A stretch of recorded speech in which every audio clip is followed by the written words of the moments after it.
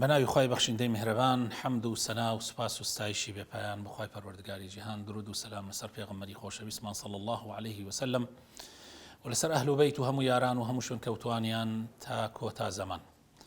بەڕێزان پێخۆشحاڵم لە حەڵقەی چوارەمی ئەحکامەکانی ڕۆژوو مانگی ڕەمەزان هاتمەوە خزمەتی بەڕێستان بەو هیوای ئینشاء الله سوودێکی زیاتری هەبێ بۆ ئێوەی خۆشەویست بۆ دین و دنیاتان. ئەمڕۆ دەست بە باسی فەزڵەکانی مانگی ڕەمەزان ئەکەین. مانگی ڕەمەزان گەورەی و فەزڵی زۆرە. یەکێک لەوانە خوای پەروەردگار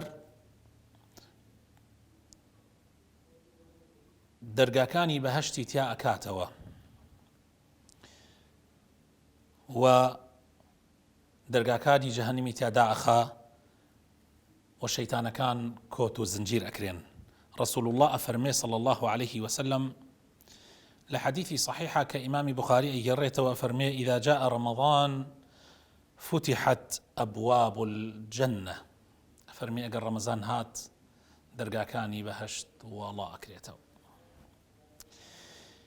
ولحديث أبو هريرة خويل الرازي بيت هاتوا كرسول الله فرمي صلى الله عليه وسلم إذا دخل رمضان فتحت أبواب الجنة وغلقت أبواب جهنم وسلسلت الشياطين. فرمي أجر رمضان هات درقاكاني بهشت والله أكرينوا درقاكاني جهنم دا أخرين وشيطان كان كوتو زنجير أكرين. كوتو زنجيري شيطان كان بعملي ديارة أجر تو تماشا بكي لمانجي رمضان خلقيكي زور قرم وقر أبن خەڵکێکی زۆر ڕوئەکەنەوە دین تەنانەت خەڵکانێک هەبوون لەوانەیە پێش ڕەمەزان باوەڕشیان نەبێ بە هەندێک لە ئەحکامەکانی شەریعەتی ئیسلام، بەڵام کە ڕەمەزان دێ تەوبە ئەکەن ئەگەڕێنەوە دەسەکەن بە ڕۆژوگرتن، لەوانەیە نوێژ بکەن، لەوانەیە زۆر ئەفکاریان بگۆڕێ، لەوانەیە دوای ڕەمەزانیش ئیتر بتوانن بەردەوام ببن. ئەوە بەڵگەیە لەسەرەوەی کەوا شەیتانەکان کۆت و زنجیر ئەکرێن. چۆن کۆت و زنجیر ئەکرێن ئەوە تا ئێستا ئەتوانم بڵێم وەکو شتێکی غەیبیە، ئەڵڵا خۆی ئەزانێ، بەڵام ئێمە ئاسارەکەی ئەیبینین، ئاسارەکەی ئەبینین. هەر یەکێک لە خۆمانە هەست بەوە ئەکەین کەوا سووکترین گورج و گۆڵترین لە مانگی ڕەمەزانە بۆ تاعەت و عیبادەت. ئەوەش بەڵگەیە لەسەرەوەی کە شەیطان ئەو قەید و کۆت و زنجیرانەی کە هەیەی بەسەرمانەوە نامێنێت ئەکرێتەوە. ڕەمەزان مانگی لێبوردەییە.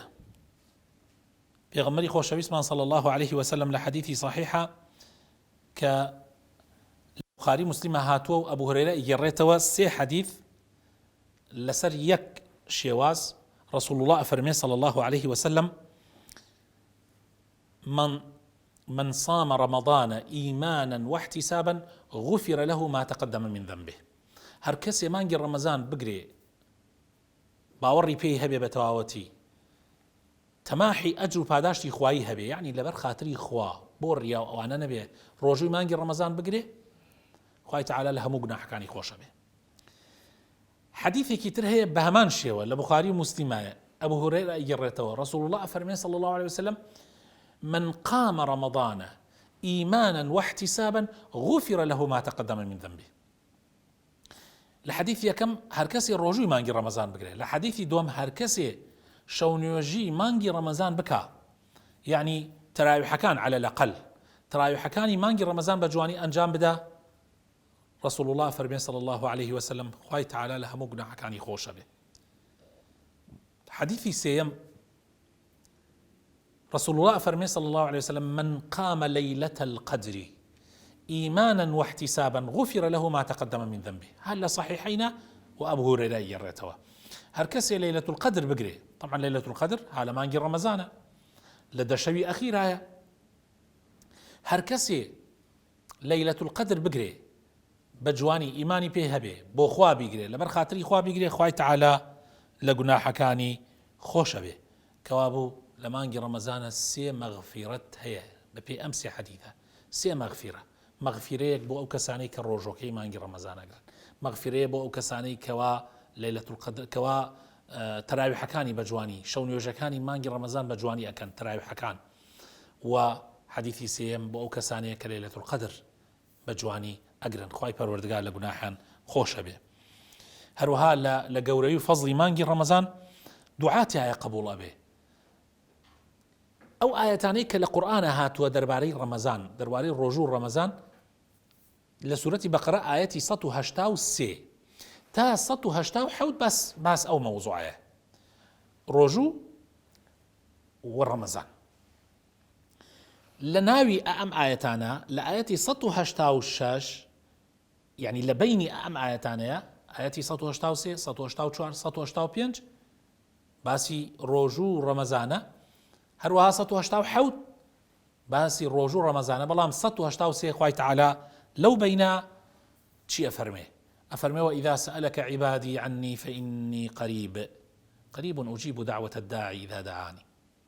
يعني ئەمە ئاەتە سەیرەکەی سبحان الله کەوتۆتە بینی ئەوانە. ئەمەشە هاندانە بۆ ئەوەی کەوا ئینسان ڕەمەزان بکاتە مانگی دوعاکردن، مانگی پاڕانەوە.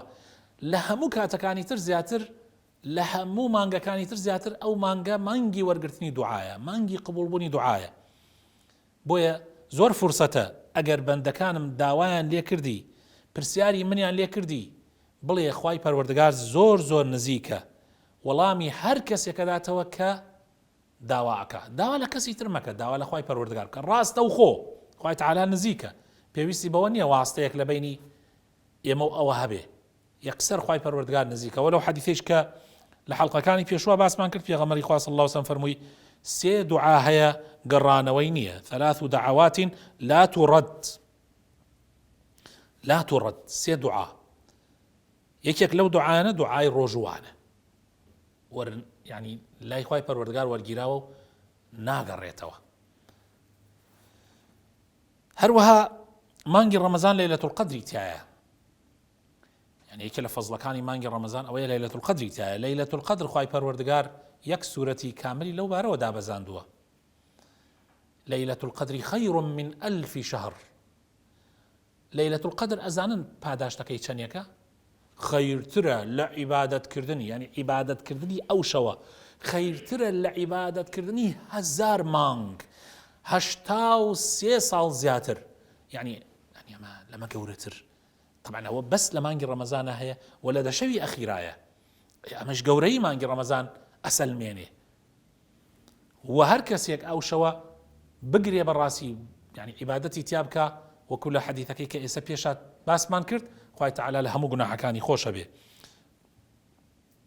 هەروەها لە تایبەتمەندیەکان و فەزائیلی مانگی ڕەمەزان ئەوەیە کە سەدەقە و خێرکردن لە مانگی ڕەمەزانە جیاوازە لەگەڵ مانگەکانی ترە. پرسیار لە پێغەمبەری خوا کرا صلی الله علیه وسلم چی سەدەقەیەک زۆر زۆر ئەفضەلە، زۆر زۆر گەورەیە یان گەورەترە؟ پێغەمبەری خوا صلی الله علیه وسلم فەرمووی سەدەقەتون فی ڕەمەضان، فەرمووی سەدەقەکردن لە مانگی ڕەمەزانە. بۆیە کوردی خۆمان بەگشتی خێر و سەدەقاتکانیان یان زەکاتەکانیان نەخەنە مانگی ڕەمەزانەوە، چونکە ئەزانن فەزڵی ئەو مانگە چەند گەورەیە، کە تایە هەموو عیبادەتەکان کۆ بێتەوە، تایە هەموو عیبادەتەکان کۆ بێتەوە جگە لە حەج نەبێ. یعنی تەنانەت عومرەش لەو مانگە، عومرەش بەقەدەری ئەوەیە حەجێکت لەگەڵ پێغەمبەرا کردبێ صلی الله علیه وسلم. طبعا دیارە ئەمە هەمووی ئەوە ئەگەینە کە ئەو مانگە چەندێ گەورەیە. جا خێرکردن تایە زۆر زۆر گەورەیە، سەدەقەکردن تایە زۆر زۆر گەورەیە. لە حەدیث هاتووە ئیبن عەباس گێڕەتەوەمان، طبعا حەدیثەکە لە بوخاری مسلمی هەیە. ابن عباس فرمي پێغەمبەری خوا صلی الله عليه وسلم لە هەموو خەڵکی سەخیتر بووە، لە هەموو كان أجود الناس. پێغەمبەری خوا صلی الله عليه وسلم لە هەموو خەڵکی بەڕئینتر بووە، یعنی وەکو چۆن بڵێ جەواتر بووە، خێری لە هەموو کەس زیاتر خێریە کرد پێغەمبەری خوا صلی الله عليه وسلم. كان أجود الناس. و ئەجودترین حاڵەتی پێغەمبەری خوا صلی الله عليه وسلم کەیە بووە لە مانگی ڕەمەزانە بووە. يعني لە مانگی ڕەمەزانە لە کاتەکان تر زیاتر جەواتر بووە، سەخیتر بووە. کاتێ جبریل هاتە خزمەتی پێغەمبەری خوا صلی الله عليه وسلم بەیەکەوە ئەگەن بە خزمەتی یەکتری قورآن، دراسەتی قورآنی لەگەڵ پێغەمبەرا کرد صلی الله عليه وسلم.